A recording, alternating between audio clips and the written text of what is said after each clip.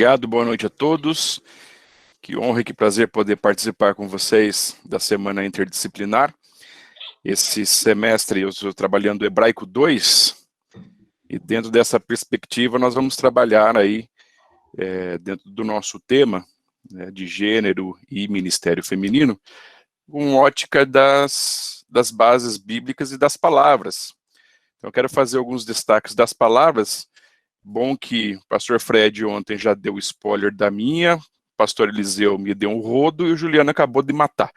Então eu vou, então eu vou falar daquilo que da onde vem essa base toda de argumentação, né, desses nobres professores, vem com certeza do texto sagrado, vem do texto bíblico.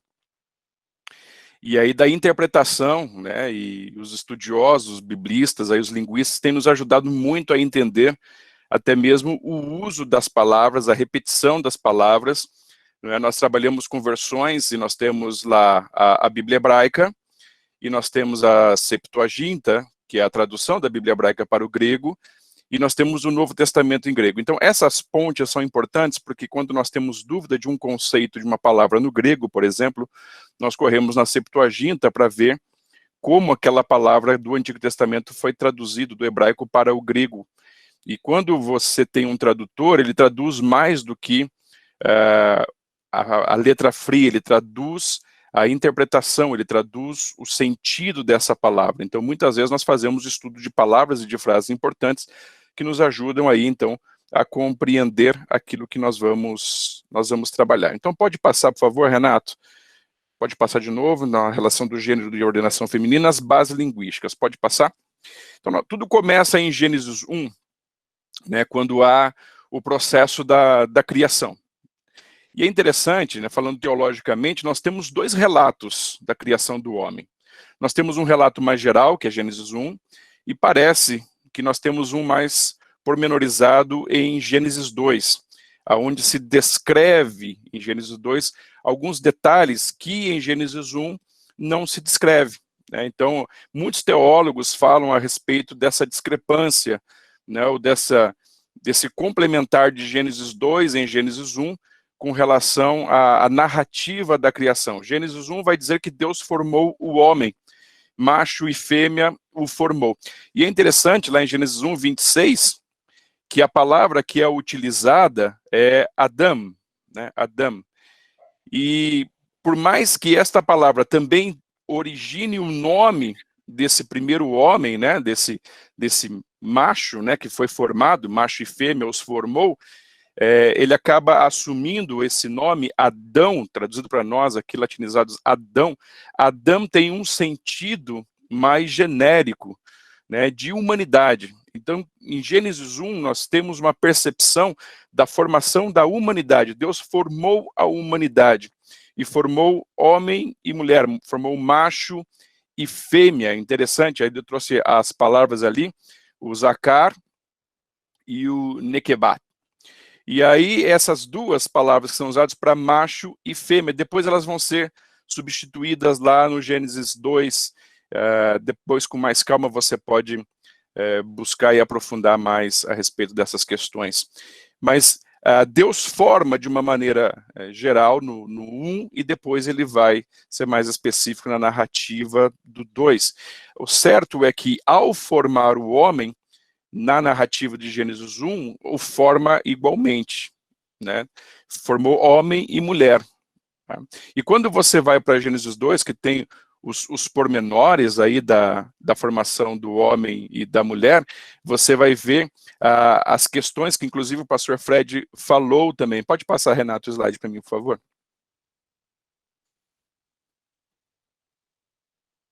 Isso. Quando Deus olha lá no 2 e vê que o homem está sozinho, diz, não é bom que ele esteja sozinho. Estava lendo um comentário que o autor diz que Deus formou o homem com um vazio dentro dele que cabia certinho uma mulher. Né, e que nenhum outro animal, nenhum outro homem seria capaz de suprir esse espaço, esse vazio dentro do homem. E aí ele forma, então, essa Ézer, né, essa Ézer, que é a ajudadora. Então é interessante porque eu acredito que muito do que nós temos hoje dessa opressão, ou dessa falta de entendimento com relação à mulher, vem justamente das hermenêuticas, né, das exegeses, que vem a mulher, né, como o professor Eliseu falou, muitas vezes vê a mulher como culpada. Mas Gênesis 3 realmente um marco. Nós temos que olhar Gênesis 1 e 2, e depois do 3 nós temos que ter realmente um entendimento na linha que o professor Eliseu trouxe. A queda, ela desfigurou tudo aquilo que era perfeito em Deus na sua criação. Assim como nós entendemos que dentro da teologia, Gênesis 1 já dá muito pano para manga, no princípio criou Deus os céus e a terra era sem forma e vazia, e você pensa, como que Deus cria alguma coisa que é sem forma e vazia? Então nós entendemos ali a teoria do caos, da catástrofe, teologia sistemática você pode aprofundar depois. Deus criou e alguma coisa aconteceu que se tornou sem forma e vazia, e há uma quase que narrativa de uma recriação a partir do versículo 2, 3 em diante. Então todas essas questões que precisam ser pensadas. Então quando Deus olha e vê esse vazio, ele vai formar uma ajudadora, uma auxiliadora que esteja diante dos seus olhos, que esteja para ajudar.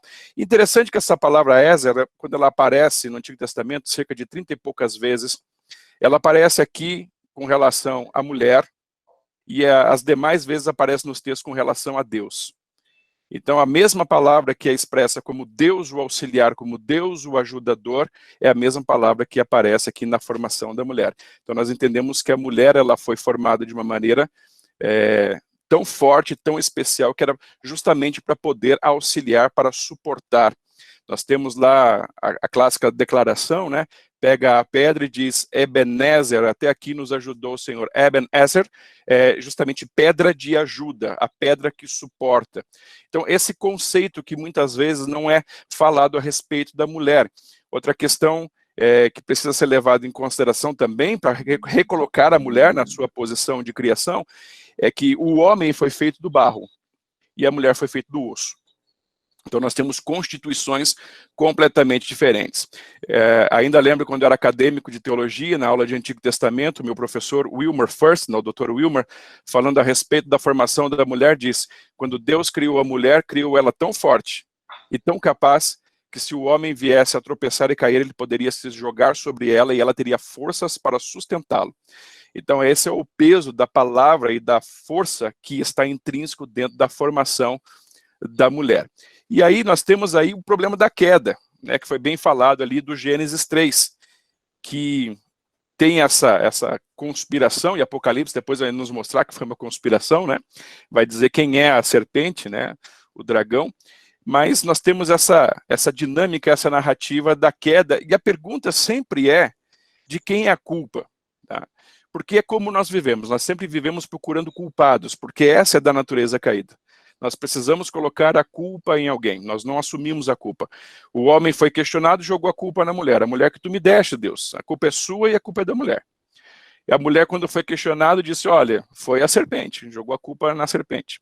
Então nós estamos sempre transferindo as culpas. Quem sabe se Adão tivesse dito, não, Deus, a culpa é minha, eu não fiz o que eu tinha que fazer, né? E quem sabe o posicionamento teria sido outro, né? Que é realmente o posicionamento de Cristo na cruz. Não fui eu que fiz, mas sou eu que vou resolver. Então, nós temos o problema da queda e nós ficamos procurando o castigo, né?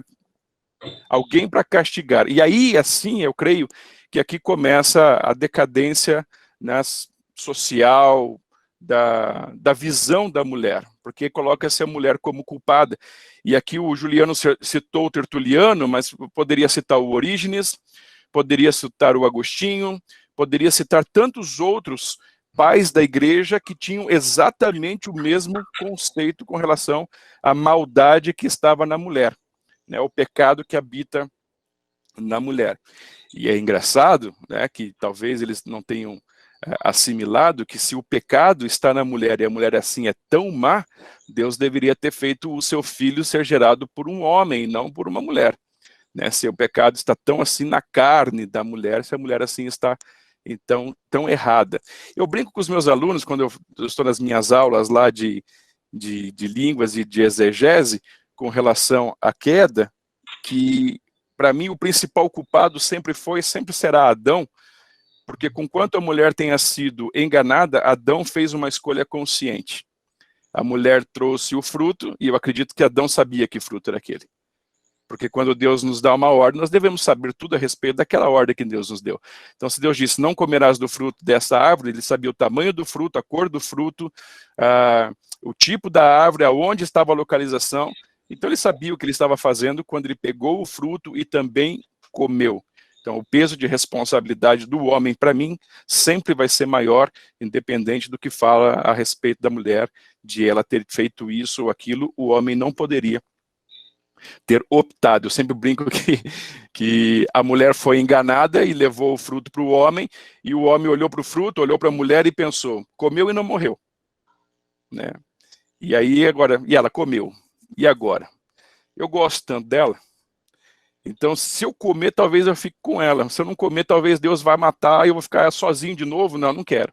E talvez ele tenha feito esse tipo de escolha. Por isso que eu sempre digo que é por isso que os homens têm uma quedinha pelas mulheres, né? Porque sempre vai entre Deus e a mulher, o homem tem uma tendência a escolher a mulher.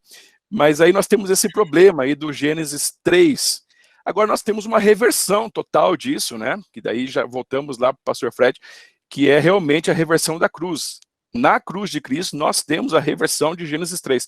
Então, tudo aquilo que foi promulgado, que foi destruído, desfigurado a partir de Gênesis 3, na cruz nós temos toda a possibilidade de restauração, de voltarmos para esse estado inicial. E interessante que o pastor Eliseu destacou algo interessante, que é o Adão dando o nome, né, depois da queda lá, mas Adão deu um nome antes também.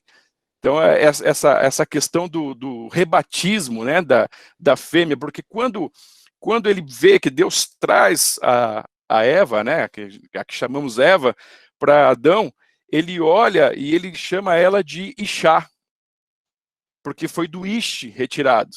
Então, aqui, aquele macho e fêmea do primeiro slide vira Ish e Ixá, homem e mulher, macho e fêmea.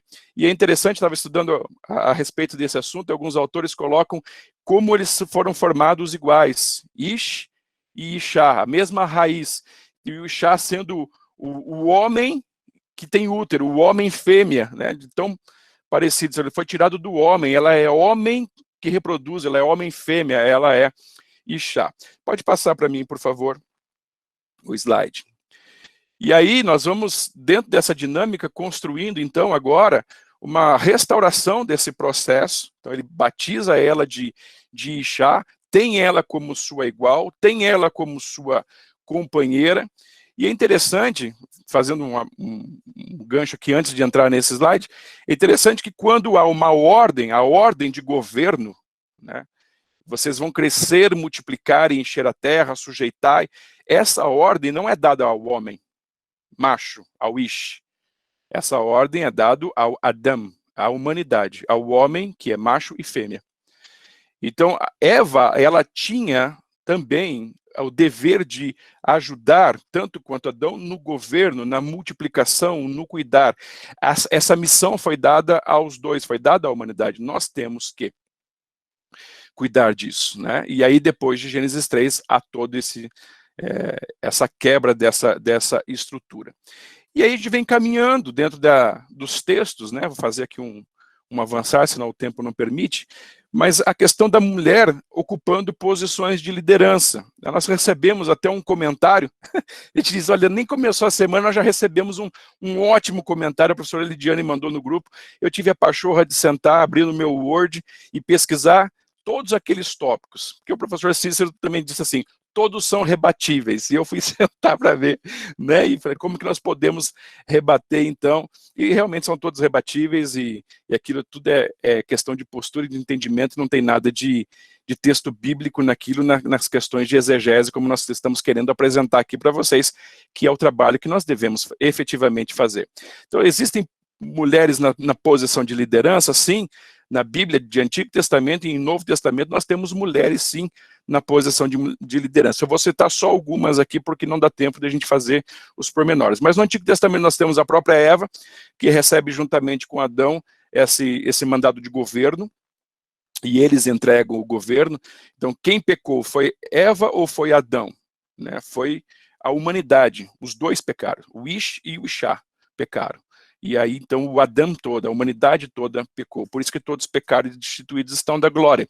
Miriam ocupava uma posição de liderança, ela podia não ser a líder, que era Moisés, né? Mas ela tinha uma função importante, uma profetisa, uma função importante de liderança ali no conselho. Nós temos a juíza Débora, não é, que julgou em um tempo extremamente complicado para Israel, não havia reis, não havia sacerdócio, e eles precisavam de libertadores, e lembra que juiz, no sentido do texto, é libertador. Todos os juízes foram de guerra, então Débora era uma mulher de guerra também, ela foi à guerra, né? Ela era a mente que estava orquestrando todas as coisas e liderando, e a Bíblia diz que as pessoas iam e se assentavam para que ela julgasse, para que ela liberasse uma palavra. Então isso é uma função de governo, isso é uma função de cuidado, ela era uma juíza. Tanto quanto Sansão, tanto quanto Gideão e tanto quanto os outros. Nós temos a Esther, que foi elevada à posição de rainha também teve uma função importante de liderança. Ela não liderava a nação a qual ela estava colocada como rainha, mas ela acabou sendo usada para liderar todo aquele povo, para se defender, né? Ela, dentro daquilo que Deus levantou para fazer, e aí vem a palavra, quem sabe se não para esse tempo, Deus, aí você percebe, né? Deus fazendo toda a orquestração, né? Do levantar dela, e aí a gente acaba vindo para o Novo Testamento, que é onde também muitos querem ter a base e ali ter uma palavra de afirmação para que realmente possam crer nisso ou naquilo. Então nós temos a Priscila, que era conserva de Paulo, ela e o Áquila, seu marido, eram conservos de Paulo, essa expressão, né? Conservos é importante, eles trabalhavam juntos, estavam juntos o tempo todo, né? Priscila, ela tem uma função de ensino muito forte, tanto que quando o Apolo, que era poderoso em palavras e em sinais, nos dons, ele terminou de pregar, a Priscila falou assim, senta aqui, meu filho, deixa a gente dar uma apertada no parafuso aqui, dar uma ajustadinha aqui na sua teologia, no resto você está mandando muito bem. E aí ela dá uma alinhada no Apolo, tá, juntamente com o Áquila, e você vê eles viajando, e eles abrindo igreja, ajudando a fazer todo esse pastoreamento. Nós temos a Febe, que é a diaconisa, né, a palavra que aparece, eu até coloquei o texto em grego aqui para vocês, em Romanos 16, que é o diáconon, né? Então essa expressão, quando usada para homens, é traduzida por diácono, para pastor, presbítero, mas aqui, porque é uma mulher, foi colocada que está a serviço da igreja, ou que serve na igreja. Então pegaram o sentido da palavra diaconia, que é serviço, e aqui nesse texto transformaram em serviço, nos outros textos transformaram em título, né? Então é interessante essas questões também. Mas aqui ela era igreja, ela era serva da igreja, ela estava servindo a igreja, tá funcionando realmente. A equipe de tradução da NTLH, Dr. Werner Keschel, que era o presidente desse time, era um time com 8 doutores, né, e ele era o presidente dessa comissão de tradução da NTLH, da nova tradução da linguagem de hoje. Eles, por muito pouco aqui, eles não passaram o termo pastora da igreja, né, porque é esse o sentido do texto, mas por questões ainda saiu diaconisa, né, mas a função dela aqui era realmente pastoral. Pode passar, por favor. E uma citação que foi feita ontem, né, de Junas ou Júnias, né, se era homem ou mulher, né, e aí vale a pena pesquisar, porque aqui é um detalhe técnico bem, é uma questão de acento. O nome feminino levava um acento agudo e o nome masculino um acento circunflexo. E aqui nos textos que nós temos, que é os textos que nós usamos agora, que é o texto Nestle e Allen, que está na 28ª edição, que as sociedades bíblicas todas usam, lá o texto está acentuado no agudo. Mas esse texto passou a ser acentuado em 1500 e pouco, né? E aí nós precisamos recorrer um pouquinho mais antes, e quando nós não temos um paralelo dentro da Bíblia, nós precisamos percorrer alguns textos que são extras bíblicos, mas que são da mesma época, para ver se esse nome aparece. E esse nome, quando aparece em textos fora do texto sagrado, todos eles aparecem como feminino. Então a força de que Junas ou Júnias era realmente mulher é muito grande. Então, sendo uma mulher, aí a questão é outra, né? Porque aqui nós temos umas figuras bem interessantes. Alguns acreditam que era homem e era apóstolo. Outros acreditam que era homem, mas não era apóstolo. Outros acreditam que era mulher e tinha função apostólica. Outros acreditam que era mulher, mas não tinha função apostólica. Nós temos esses 4 grupos. Então, aqueles que acham, que entendem que era mulher, aí subdivide. Era apóstola ou não era apóstola, por causa dessas questões. Então, eu destaquei aqui em amarelo, no texto do slide, aí o nome dela, Union, né, a forma como está. Você vê que está com um acento agudo ali no iota. E depois nós temos a expressão epismoi entois apostolóis, tá? E aí essa expressão, essa conjunção em mais a formação aqui, dá uma ideia de que realmente exercia, era conhecida no grupo apostólico, como que a expressão fazia parte, estava incluída dentro desse corpo apostólico. A questão é que apóstolos, diáconos, pastores, presbíteros, bispos, na Bíblia eram funções, não eram títulos. Nos nossos dias, hoje, que transformaram em títulos. Então, a guerra toda, ela era apóstolo, mas apóstolo é enviado. Então, Paulo foi enviado, ele era um apóstolo da igreja. Ele era apóstolo Paulo. Paulo enviou Tito, enviou Timóteo. Então, eles eram apóstolos, eles eram enviados também, mensageiros enviados. Então, essas questões, muitas vezes, que a gente precisa levar em consideração. Então, nós temos, sim, né, no Novo Testamento, mulheres, nós temos lá no Novo Testamento, em Atos, nós temos as virgens que profetizavam, né? Nós temos outras mulheres aí no time de Paulo que são citadas, que faziam parte, que engrossavam as fileiras também, né? A própria Prisciliáquila, a expressão de Paulo é que colocaram seus pescoços em risco, né? Arriscaram sua própria vida para estar comigo. Então nós temos várias mulheres exercendo, a própria Maria Madalena, outras mulheres. O sistema de sustento do ministério de Jesus era também através de mulheres. Então nós talvez não tenhamos o destaque, por que lá no evangelho não fala, porque o foco do evangelho é Jesus. Então fala a respeito de Jesus, não fala dos pormenores. Então, até a informação dos próprios apóstolos nós não temos muito nos evangelhos. Agora, a questão toda, para encerrar aqui essa minha fala, a questão toda dentro disso, da criação de homem e mulher, é quem é a igreja? Quem é a igreja? Que a gente fala de, nós vamos na igreja, nós não vamos na igreja, nós somos igreja. E igreja é todo aquele que crê no Senhor Jesus, sendo homem ou seja mulher. Então a igreja é formada por homens e mulheres, macho e fêmea os formou. Então a igreja é composta por homens e por mulheres. E aí a questão toda é se pode exercer dons ministeriais ou não pode exercer dons ministeriais, se tem dons espirituais, como o professor Juliano trouxe. A minha inquietação é, os dons são de quem? Os dons são para quem? Né? Os dons não são para nós, os dons são para a igreja. E a igreja é constituída de homens e mulheres. Então ele deu uns para apóstolos, outros para profetas, evangelistas, pastores e mestres, mas ele deu isso para a igreja, é da igreja. Então todos aqueles que estão na igreja podem exercer essas funções conforme o chamado que cada um tem. Então muitas vezes nós não entendemos essa dinâmica. Então nós podemos ter mulheres apóstolos? Claro que podemos. Podemos ter pastoras? Claro que podemos. Podemos ter homens também, né? Podemos ter uma mulher que seja chamada para o apostolado com o dom de profetizar? Pode, né? Assim como nós podemos ter um homem chamado para o apostolado com dons de curar. Essa matemática, né, essa mistura quem faz, a Bíblia deixa muito claro, né? São muitos os dons, né, mas é um Espírito só. Nós temos ministérios, mas um é o Senhor. E quando fala Senhor no Novo Testamento, está falando de Jesus. E Deus opera tudo isso. Né? Então, quem faz essa química de misturar?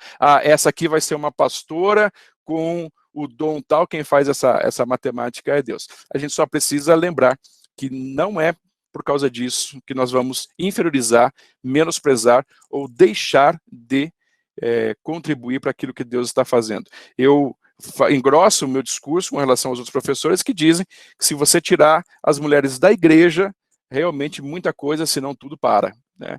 E aí eu quero fazer uma recomendação de um livro também, para que você possa ler. É um livro do Darren Miller, chamado Mulher, né? Mulher. E aí o subtítulo é A Mão que Balança o Berço Rege o Mundo, reivindicando a dignidade da mulher para construir nações sadias. Então, quando nós entendemos que tudo que nós fazemos hoje, vivemos e pensamos, seja em qualquer área do conhecimento, está depois de Gênesis 3, nós precisamos lembrar que tudo isso é decaído e corrompido. O nosso esforço é ir para a cruz e ajudar a restaurar todas as coisas. E eu acredito que quando a igreja entender isso e restaurar homem e mulher nas suas posições, como Deus sonhou, a coisa toda vai acontecer de uma maneira muito diferente. Obrigado.